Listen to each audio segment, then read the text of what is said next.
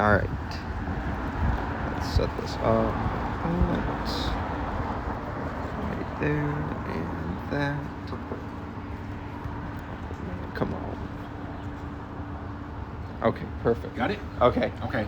Am I on? And okay, yeah. Let me restart it. Okay, you're good. All right. So my name is Kent Ting. I worked for General Motors pretty much my entire career. I retired for 2 years, but before I retired, I worked for GM for 37 years. So pretty much all in the same area, engineering. So pretty much in more like vehicle development engineering. I worked a little bit at Cadillac downtown, and then the rest of my time, probably the last 36 years, was all at Approvals, which is in Milton. Okay. Mr. Ting, the Yes. first question I have for you Yes. is how do you define communication in your field, and why is it essential for a professional success? So communication, that's a good question. And the fact is, I'm an expert. I was an expert in vehicle dynamics and noise and vibration, but I did not know everything. So you have to go outside of your circle of peers to seek help from other people, other resources. So that's what communication is for me. It's basically, if you don't know the answer, you basically try to get that from different areas of the organization. And the way that General Motors works, and you'll probably have a question about it, is they actually have kind of a system approach to that. Okay. Thank you. The next question is, what are primary methods used in your organization to disclose information internally and externally? Right. So I'll kind of go, so the area that I was in was vehicle development, noise vibration. So we typically get cars really early on in the process. So basically if a car comes out in, let's say, 2000, we would probably get those cars in 1996, 4 years earlier. So we would be doing all the test driving and whatnot. We would be identifying all these issues. So once we identify these issues, then they basically get kind of categorized. So different issues go to different areas of the organization. So if there was a noise and vibration one, it would go to my area. If there was like a ride and handling one, it would go to another area. If there was engine diagnostics or base engine issue, would go to another area. So the area that was in my circle, which is noise and vibration, I had like maybe 5 or 6 engineers that each had a different specialty within noise and vibration. So we would basically break it up. We would have like weekly meetings to kind of get status updates. Like if you identify an issue, where are you at with it? Do you need any help resolving it? What do we need to do next? So that was basically, they call it a PIT, which is Performance Integration Team.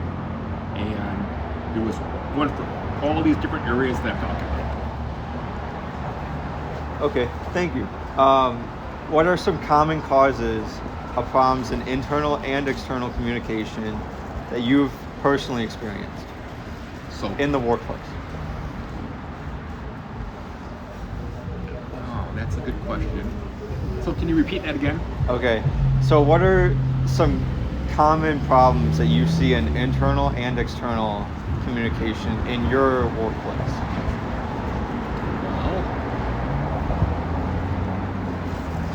Well, the key is, whenever you have a status update, you need to report it as quickly to your chief engineer as possible. So basically the way that it works is our little PIT team got together like every Monday or Tuesday. Then every Friday, each little PIT team would go to the chief engineer and give an update. So it's all voluntary. You basically say if you need to see them or not.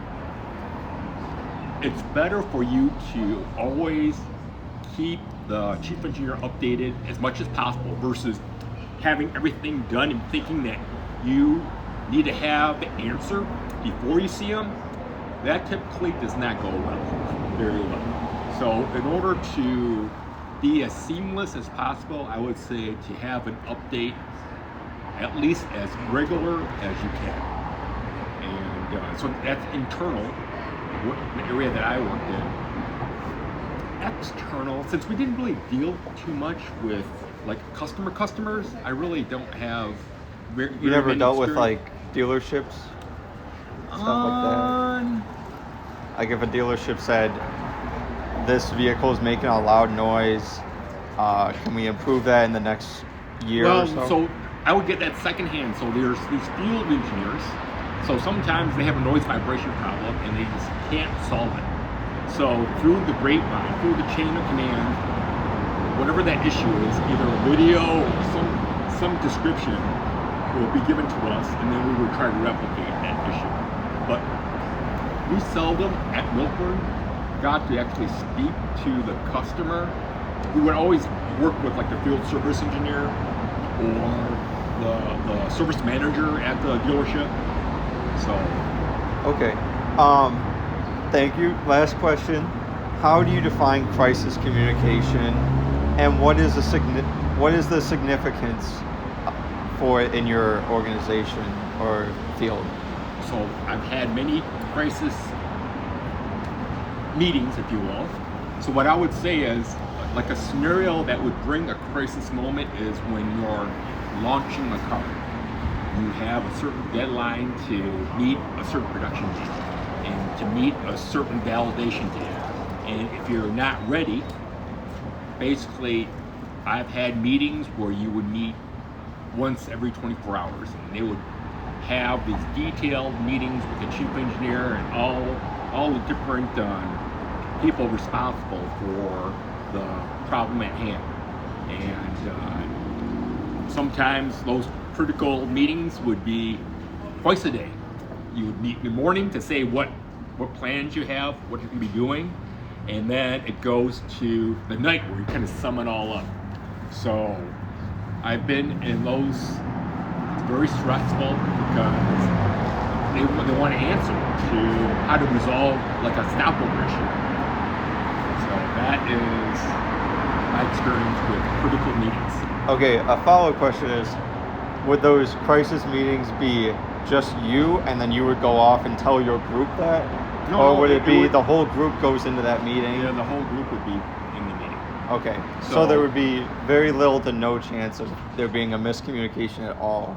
No, With- and with typically, and that's another, I'm glad you pointed that out, they normally type minutes out, and within like half an hour after the meeting, they'll have the basic, like bullet form, the basic findings, and what are the next steps, and then what are the action items. So that is also very critical. It's not only to have communication relative to verbal communication, but also to document all the significant findings and then the next steps. And then basically you want to get an owner, that's key. You need an owner assigned to each task for next step. So that person will be reporting out in the subsequent meeting. Okay. Okay, thank you. Thank you.